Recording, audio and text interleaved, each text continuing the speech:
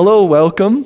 Thank you for being here. We are here at the beautiful Kananaskis Mountain Lodge, and I'm here to welcome Warren Macdonald, who's our keynote speaker at the CDDA Convention, AGM and Convention. 78th or something, I think. 78th annual. Something, yeah. That's right. So thank you so much for joining and participating and motivating us.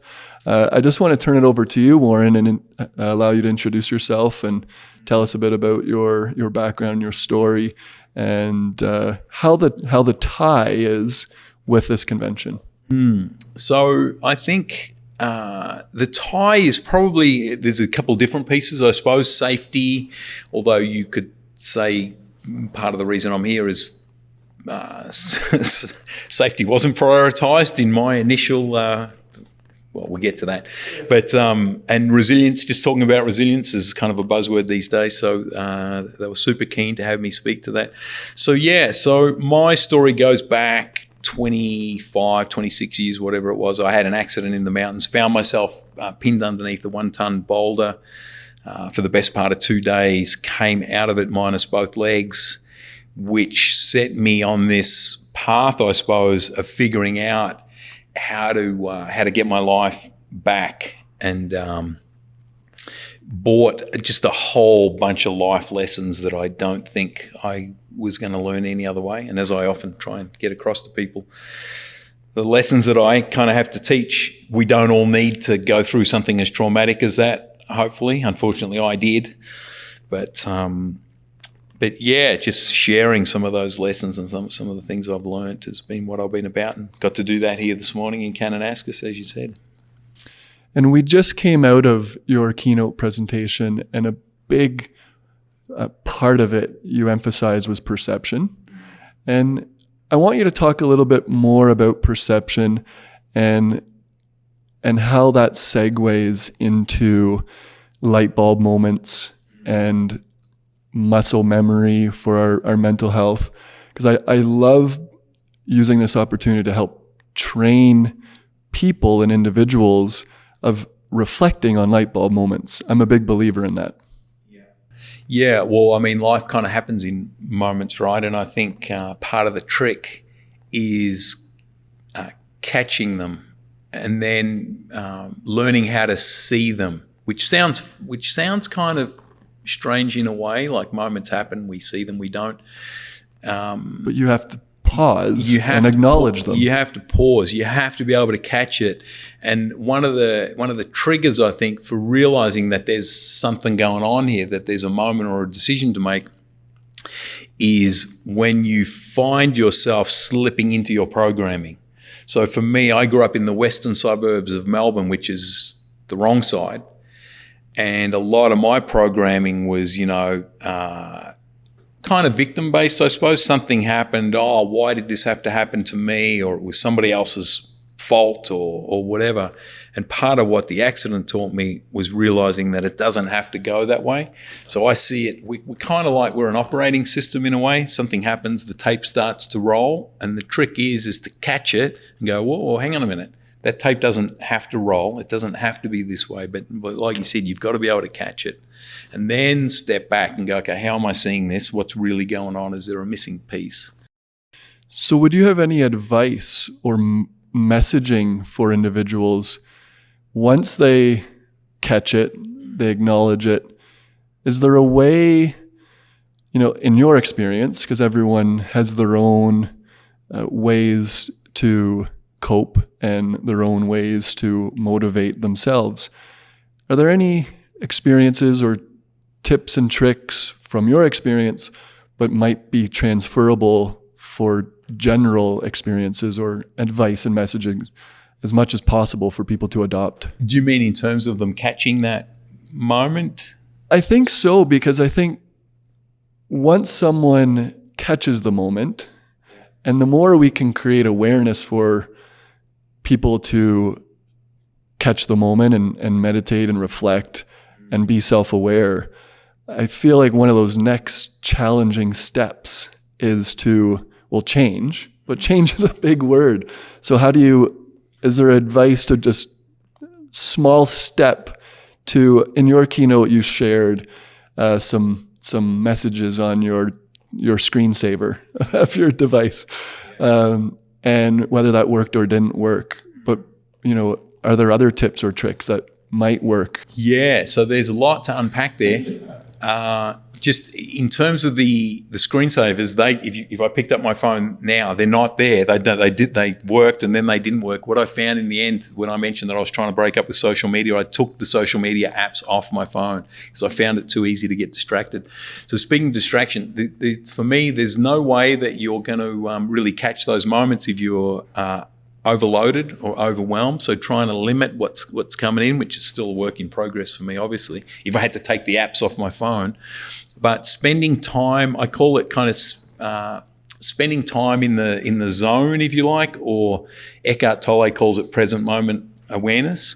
So for me, and Margot's the same in a different way, we find those moments of stillness outside. Some people find them playing music or even listening to music. Some people find them gardening. I think the more time that we can put aside to spend in those places that allow us to have a clear mind, where time stands still, and super important.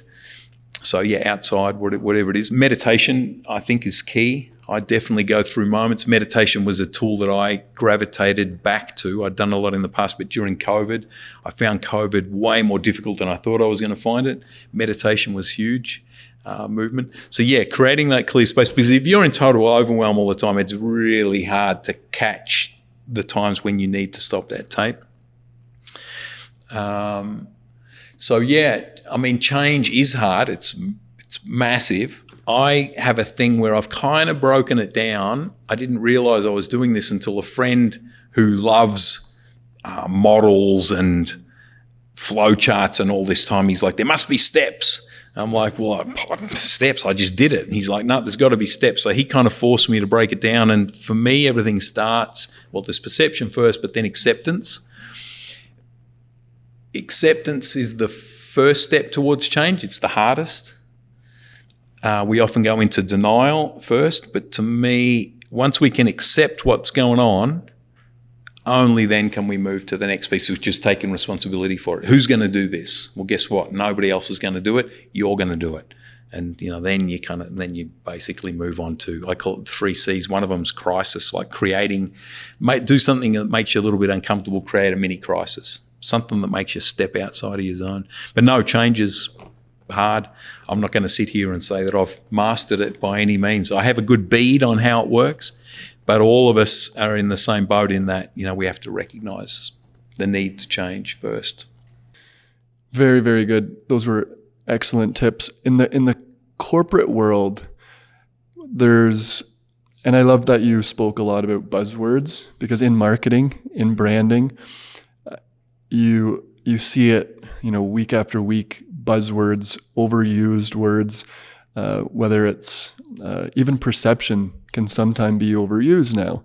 I've seen in many, many briefs in past life and current life, generic strategic words become confusing. One thing I wanted to ask was about, and sticking to kind of the corporate theme with Bring It to the Surface is a program we're launching and initiating. A lot of companies are sponsors, and we're asking companies to take the pledge and become ambassadors and showcase the resources that they do have, and for the individuals to whether they hesitate or not, just allow that accessibility. So there's a term that I've seen, not a buzzword yet, but I wanted to kind of bring it up: behavioral culture. And so I want to kind of bring that to the surface too, with a lot of the companies here, and kind of pressure test them of how are they behaviorally changing their culture, because they might say it, but are they doing it? So just kind of segueing from that, is there any? I know you have a book with you today. And of course, there's some storytelling there. I just wanted to kind of turn it back over to you, Warren, and talk more about mindset, mental health, and give that opportunity to you to key in on some of those takeaways. Yeah, behavioral change. I mean, again, there's a whole bunch in that as well, because when you're talking about an industry, say like mining, oil and gas, which the diamond drilling industry plugs straight into both of those. But you're talking about male-dominated industries, and they come with some pretty set behavioral kind of environments. What's okay, what's not. And a lot of it, I think part of the big challenge here is you've kind of got a double-edged sword when you're talking about some of these industries where people really need to be pretty strong on resilience. You need to be able to handle a fair bit, but then at the same time, you're asking people to be more vulnerable. So it's a massive balancing act. And so which makes it a big challenge. Is it impossible? No, absolutely not. But it's something that's certainly got to be progressed through in steps, I think. And the reason that I told that story about asking for help this morning is I think that's one of the initial, it's a big barrier, but I think if you can kind of start making baby steps through that, you can kind of start to get somewhere. But as I often like to say, things, it can be simple, but that doesn't make it easy. But then it's one step at a time. It's as simple as difficult as that. It starts with a step, and I think bringing it to the surface is a great step forward towards that. How are we going to deal with these issues? Because they're not just this industry; they're all industry. They're society wide. Because what we have to be careful of. Some of the groups that I end up in front of, I've noticed there's I don't know if I'd call it a movement, but there's a kind of a viewpoint of, here's we need strong societies, we need a strong, resilient company, but there's not much of an emphasis on people being resilient. And it's like, well, a resilient company has to be made of resilient people, not the other way around. We can't get one without the other. And so a lot of this is kind of a bit of a tightrope walk, or a walk into new terrain, if you like. And exciting to get it figured out. Such a wide, I guess the solutions, like you said, it's so big, such a big challenge. And we're here trying to advocate action, right? And so we don't want to just create awareness. We don't want to just have resources.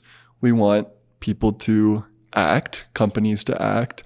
And I think that's still the unknown almost, is how does one person encourage another person, colleague or not, friend or family member, to actually get involved.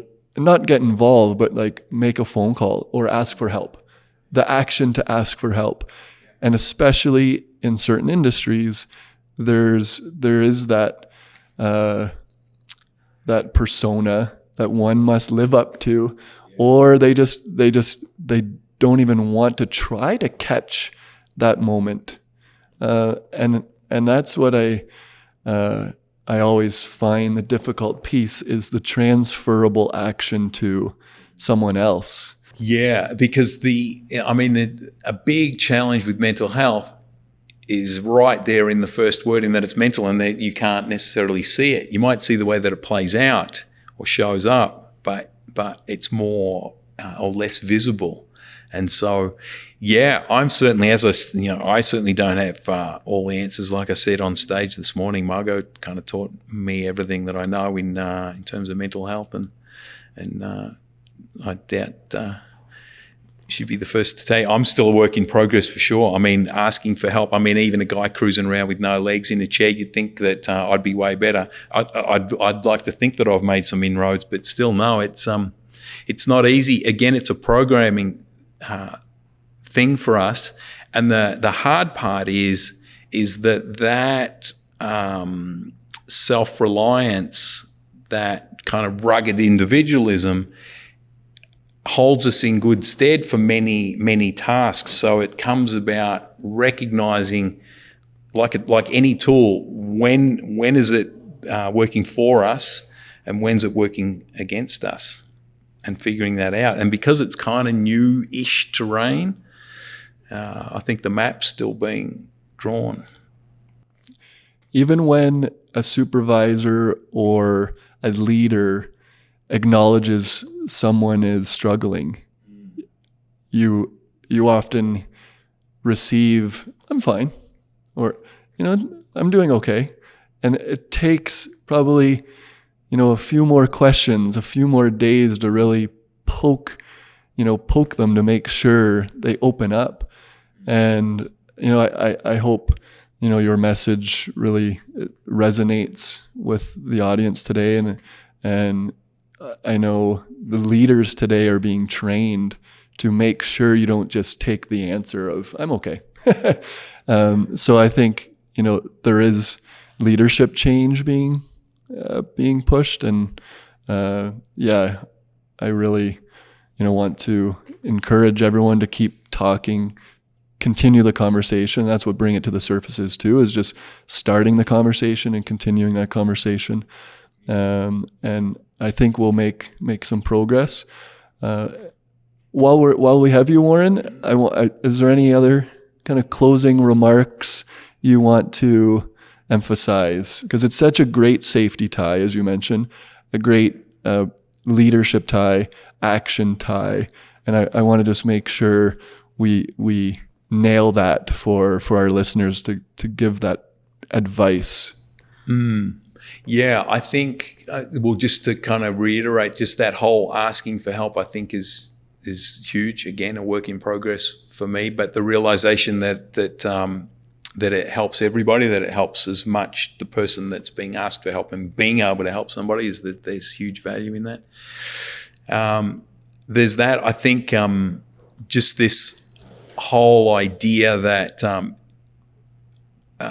just that things can go sideways really, really quickly, and that lapse in not seeing the bigger picture for me, like not realizing that crack in the rock went up and across, and that there was a potential for that piece to break out. That's something that happens just over a couple of seconds, and then it has life altering results. So things can go sideways pretty quick. But they're probably the main things. I talked a little bit about my story this morning. I often kind of joke that when I wrote A Test of Will, I didn't really set out to write a book. I just wanted to record what had happened to me. And I realized that there was so much had happened that I would have to, sit down with a bottle of whiskey or something with somebody to get the story out. And I was like, well, that's going to take a serious toll over the years. And it's like, just write it down. But so I wrote it down, and then, I had something like 20 pages, and somebody said, you have to do something with that. So, but in saying that, one of the ways that I figured would be an easy way to help people is, through the book, but also you can connect with me. I've got a website. It's warren-macdonald.com. 2 tricks there are that it's a dash, not an underscore, and it's MAC. But and that has all the kind of links for the social I'm not broken up with yet. It's all linked through that website. So, great way for people to connect with me. Like I said, I've made it my mission to help people change the way they see the world. When I find something that I can share that helps, that's where I share it. There's huge value for all of us in sharing our stories, which kind of ties straight into bringing it to the surface. Having a conversation with stories. Exactly. It's, it doesn't have to be a book. It's just has to be somebody, and as guys we'll probably bring it up in a super abstract way that we're dealing with something, but I think the conversation that it all helps. Thank you so much. Cool. Thank you so much. Thank you.